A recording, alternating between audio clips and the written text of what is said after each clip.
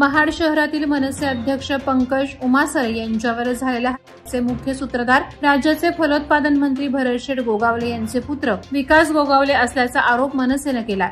जिल्हा संपर्क प्रमुख दिलीप सांगळे यांनी महाड पोलीस ठाण्यात लेखी तक्रार दाखल करून विकास गोगावले यांच्यावर गुन्हा दाखल करण्याची मागणी केली आहे। मनसेने 8 नोव्हेंबरपर्यंत आरोपींना अटक न झाल्यास 10 नोव्हेंबर रोजी महाड बंद ठेवण्याचा इशारा दिलाय। निवडणूक पार्श्वभूमीवर हे प्रकरण राजकीय वादाची रूपरेषा घेत असल्याचे दिसून येत आहे। वंदे मातरम राष्ट्रगीताच्या 150व्या वर्षानिमित्त भाजपातर्फे देशव्यापी उत्सव साजरा होणार असून रायगड जिल्ह्याचा कार्यक्रम शुक्रवार 7 नोव्हेंबरला सायंकाळी 4 वाजता पनवेल येथील के.ए. बांठिया विद्यालयात होणार आहे। यावेळी राज्याचे वनमंत्री गणेश नाईक यांची प्रमुख उपस्थिती असणार आहे।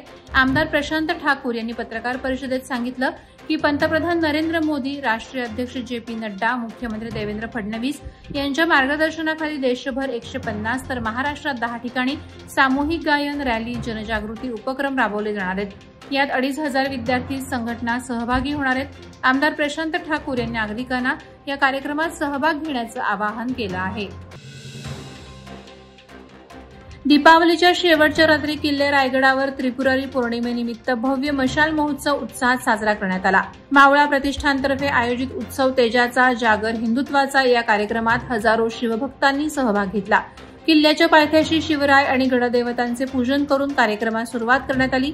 यानंतर चित्त दरवाजा परिसरात हजारो दिवे, पणत्या आणि मशालींच्या प्रकाशात रायगड किल्ला उजळून निघाला। या दिव्य प्रकाश सोहळ्याने संपूर्ण रायगड शिवतेजाने उजळला, तर हिंदुत्वाच्या जागराने गड प्रफुल्लित झाला। संपूर्ण कोकणात जमीन खरेदी विक्रीचा व्यवसाय जोरात सुरू असून या व्यवसायातील दलाल तुपाशी आणि विकणारा शेतकरी मात्र उपाशी अशी स्थिती निर्माण झाली आहे। जमीन विक्री करून गावकरी स्थलांतरित होत असल्याने गावातील गाव पण अंधारात चाललंय। याच विरोधात रायगड जिल्ह्यातील म्हसळा तालुक्यातील असणाऱ्या एका गावानं जमीन विक्री करण्यास बंदी घातली असून अशा आशयाचे फलक देखील गावाबाहेर लावलेत। म्हसळा तालुक्यात 83 गावे आणि 120 वाडी वस्ती आहेत। याच तालुक्याचा शेजारील तालुक्यात दिघी बंदर झाल्यापासून तालुक्यातील शेतकऱ्यांच्या जमीन कवडी मोलानं घेऊन परप्रांतीयांच्या घशात लाटण्याचा प्रकार सुरू झाला। आता परप्रांतीयांना जमीन विक्रीसाठी बंदी घालण्याचा निर्णय ठाकरोली ग्रामस्थांनी घेतलाय।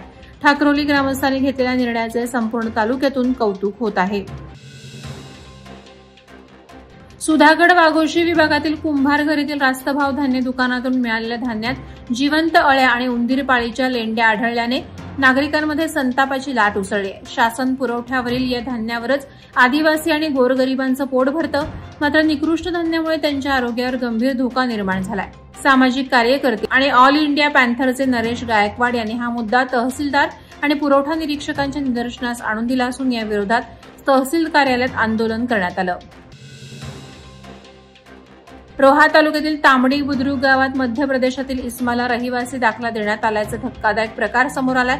नरेश राधेलाल जाटव हा इसम 2-3 महिन्यांपूर्वी गावातील एका फार्म हाऊसमध्ये कामासाठी आला होता, मात्र ग्रामपंचायतीच्या सरपंचांनी त्याला तांबडी गावचा रहिवासी असल्याचा दाखला सही शिक्क्यासह दिल्याचे उघड झाले। हा प्रकार गंभीर असून अशा गैरप्रकारांवर तातडीनं चौकशी करून संबंधित सरपंचावर कारवाई करावी अशी मागणी स्थानिक रहिवासी मनोहर गोरे आणि तक्रारदार देवानंद चव्हाण यांनी केली आहे।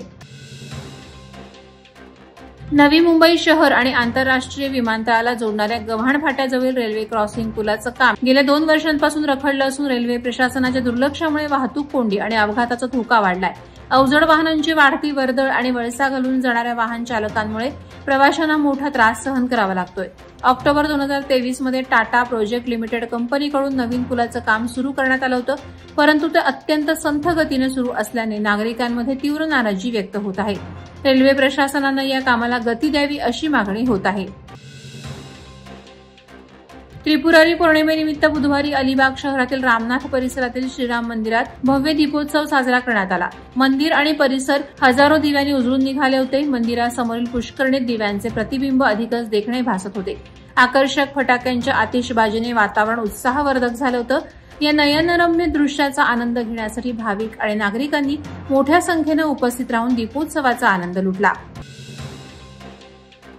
6 महिन्यांच्या प्रतीक्षेनंतर माथेरानची राणी अर्थात मिनी ट्रेन अखेर नेरळ रेल्वे स्थानकातून माथेरानकडे निघाली। मान्सून लवकर आल्याने मे महिन्यातच थांबवलेली ही सेवा उशिरा बरसलेल्या पावसामुळे यंदा उशिरा सुरू झाली। आज सकाळी 9 वाजता मध्य रेल्वे प्रशासनाने हिरवा झेंडा दाखवताच ट्रेनचे प्रस्थान झाले। 21 किलोमीटरच्या डोंगर, घाट आणि दरीमधील रम्य मार्गावरून प्रवास करताना पर्यटकांच्या चेहऱ्यावर आनंद झळकत होता। 1907 मध्ये व्यापारी आदमजी पिरभोय यांनी सुरू केलेली ही नॅरोगेज ट्रेन भारतीय रेल्वेची एक विशेष ओळख ठरली आहे।